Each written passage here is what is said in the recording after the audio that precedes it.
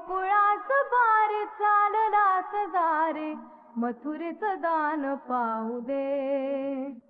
सोडूनी गोकुळास बार चाललास दारे मथुरेचं दान पाहू दे.